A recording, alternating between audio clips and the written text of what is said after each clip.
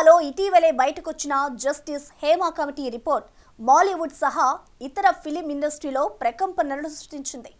పలువురు సినీ నటులు ఇండస్ట్రీలో తాము ఎదుర్కొన్న భయానక అనుభవాలను బయటపెడుతున్నారు. అదే సమయంలో టాలీవుడ్లో జానీ మాస్టర్ పై రేప్ కేసు నమోదవడం పెను సంచలనంగా మారింది. ఇక్కడ కూడా పరిస్థితులు ఏమాంతం బాగాలేవన్న విషయం బయటకొచ్చింది. గతంలోనూ టాలీవుడ్లో డర్టీ పిక్చర్స్ ఎన్నో బయటకొచ్చాయి. అప్పట్లో ఫిర్యాదు చేయడం, హైకోర్టు ఆదేశాలతో 2019లో నాటి ప్రభుత్వం కమిటీ వేయడం జరిగాయి. అయితే ఆ రిపోర్ట్ ఇప్పటి వరకు బయటకొచ్చింది లేదు. సిఫార్సుపై చర్యలు తీసుకున్నది కూడా లేదు. అందుకే ఇలాంటివి రిపీట్ అవుతున్నాయి.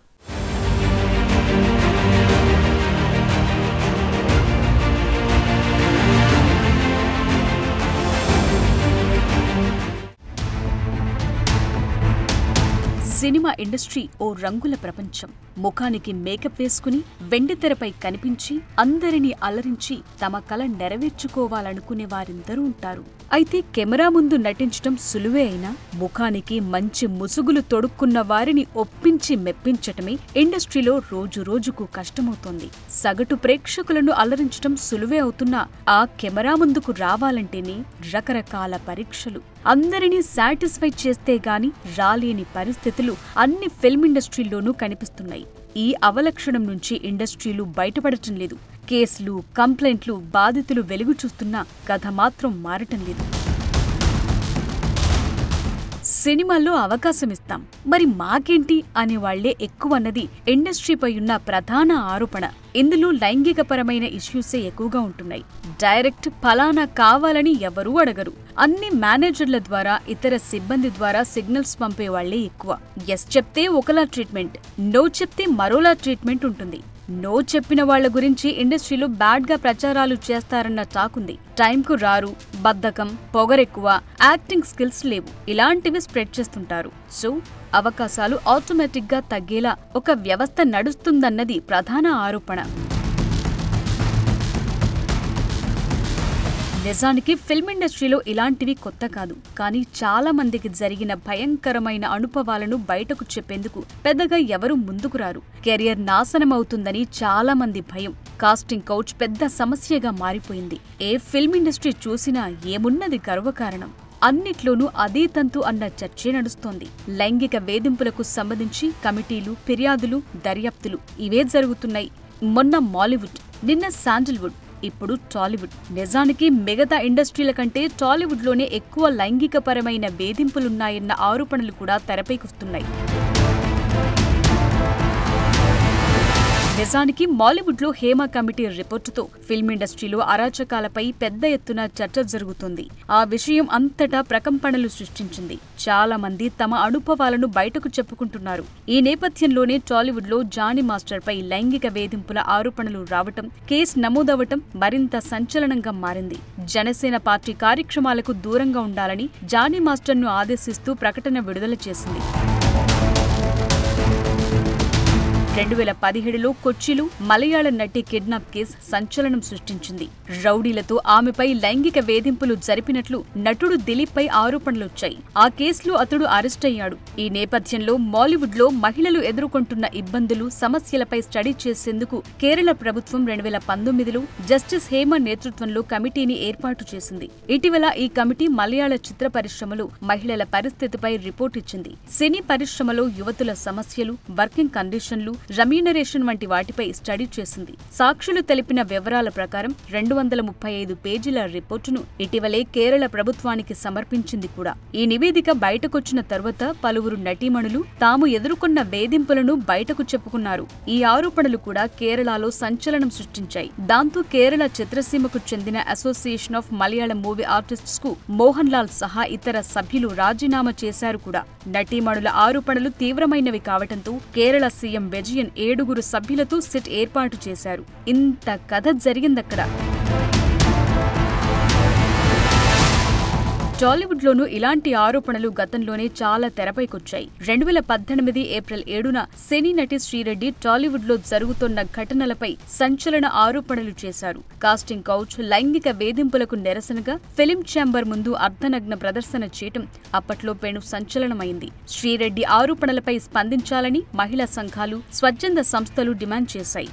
జాతీయ మానవ హక్కుల కమిషన్ అయితే తెలంగాణ సమాచార ప్రసార శాఖకు నోటీసులు కూడా ఇచ్చింది. ఇదే విషయంపై మహిళా హక్కుల కార్యకర్తలు 2018 సెప్టెంబర్లో తెలంగాణ హైకోర్టులో పిటిషన్ వేశారు. దీనిపై విచారణ జరిపిన హైకోర్టు సినీ పరిశ్రమలో మహిళలపై వేధింపులు, పనివేళలు, రెమ్యూనరేషన్లు వంటి అంశాలపై ఉన్నత స్థాయి కమిటీని వేయాలని తెలంగాణ ప్రభుత్వాన్ని అదే ఏడాది అక్టోబర్లో ఆదేశించింది.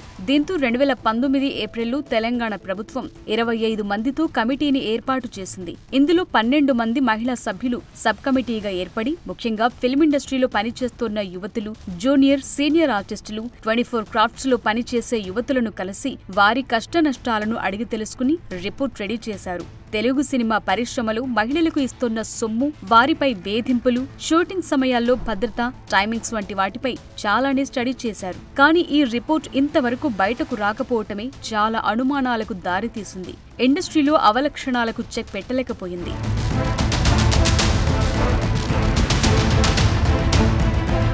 టాలీవుడ్ కమిటీ రిపోర్టు బయటకు రాకపోయినా కొన్ని విషయాలు మాత్రం లీక్ అయ్యాయి. తెలుగు సినీ, టెలివిజన్ పరిశ్రమల్లోనూ మహిళలపై లైంగిక వేధింపులు జరుగుతున్నాయన్న విషయం బయటపడింది. అభద్రతా భావం, లింగ వివక్ష కనిపిస్తోందని నటీమణులు, గీత రచయితలు, జూనియర్ ఆర్టిస్టులు ఇలా అన్ని స్థాయిల్లోనూ పురుషాధిక్యత కనిపిస్తోందని వెల్లడైంది. రాత్రి వేళల్లో ఆలస్యమయ్యేలా పనులు చేయిస్తున్నారని, టైం దాటిపోయినా సేఫ్టీ ట్రాన్స్పోర్ట్ లేకుండా పని చేయించుకుంటున్న విషయాలు బయటకొచ్చాయి.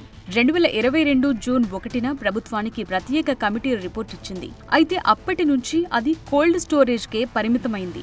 ఇందులో బయటపడ్డ కొన్ని కీలక విషయాలను చూద్దాం. ఫిల్మ్ సెట్లు, ఆడిషన్ ఛాంబర్లు, రికార్డింగ్ స్టూడియోల్లో యువతులు తీవ్ర అవమానాలు ఎదుర్కొంటున్నట్లు తేలింది. కోఆర్డినేటర్లు, మధ్యవర్తులపై ఆధారపడిన వారిలోనే ఎక్కువ మంది లైంగిక శ్రమదోపిడీకి గురవుతున్నారని గుర్తించారు. టీవీ ఇండస్ట్రీలో మరీ దారుణంగా పరిస్థితులున్నట్లు గతంలో కమిటీ దృష్టికొచ్చింది. ఉదయం 4 నుంచి రాత్రి 8 వరకు పనిచేస్తున్న మహిళలకు సరైన వసతులుండటం లేదని, వాష్రూమ్స్, ఆహారం, ట్రాన్స్పోర్టుకు సంబంధించి మహిళా ఆర్టిస్టులు ఇబ్బంది పడాల్సి వస్తోందన్న విషయం బయటకొచ్చింది. కొన్ని చోట్లయితే మహిళలు తమ దుస్తులు కూడా మార్చుకోవటానికి సౌకర్యాలు ఉండటం లేదని కమిటీ దృష్టికొచ్చింది. గతంలో టాలీవుడ్ లో ఏర్పాటైన కమిటీ కొన్ని సిఫారసులు చేసింది. సినీ, టీవీ ఇండస్ట్రీలో మహిళలకు భద్రత, రక్షణ కల్పించేందుకు ప్రభుత్వం, స్త్రీ శిశు సంక్షేమం, కార్మిక, పోలీసు శాఖలతో పాటు సినిమాటోగ్రఫీ శాఖలు చొరవ తీసుకుని పనిచేయాలంది. మహిళా ఆర్టిస్టులు ఫిర్యాదు చేసేందుకు, వారి కంప్లైంట్స్ పై స్పందించి పరిష్కరించేందుకు పోలీసు శాఖ షీ టీంల ఆధ్వర్యంలో ఒక హెల్ప్ లైన్ ఉండాలని సూచించారు. సినీ యూనియన్లలో మహిళల ప్రాతినిధ్యం పెరగాలని, వారి సభ్యత్వాలు పెరగాలని సూచించింది. ఇక కీలకమైంది, ఇండస్ట్రీకి కొత్తగా వచ్చిన వారికి అందరి సమక్షంలో ఆడిషన్లు నిర్వహించాలని, ఆ ఆడిషన్స్ ను రికార్డ్ చేయాలని కూడా కమిటీ సిఫారసు చేసింది. షూటింగ్ స్పాట్స్ లో టాయిలెట్లుండాలని, దుస్తులు మార్చుకునేందుకు మహిళలకు ప్రత్యేక గదులు కేటాయించాలంది. తెలంగాణ ప్రభుత్వం కూడా టాలీవుడ్ లో మహిళలపై లైంగిక వేధింపులకు సంబంధించిన సబ్ కమిటీ రిపోర్టును విడుదల చేయాలని సినీ నటి సమంత ఇటీవలే విజ్ఞప్తి చేశారు. ఆ రిపోర్టు విడుదలైతేనే తెలుగు సినీ పరిశ్రమలో మహిళలకు భద్రత, పనిచేసే చోట సురక్షితమైన వాతావరణం సృష్టించేందుకు తగిన పాలసీలు రూపొందించేందుకు వీలవుతుందన్నారామె. మరి తాజాగా జానీ మాస్టర్ ఎపిసోడ్తో అయినా ఆ రిపోర్టు బయటకొస్తుందా? ఇండస్ట్రీకి వచ్చే యువతులకు సేఫ్టీ దొరుకుతుందా చూడాలి.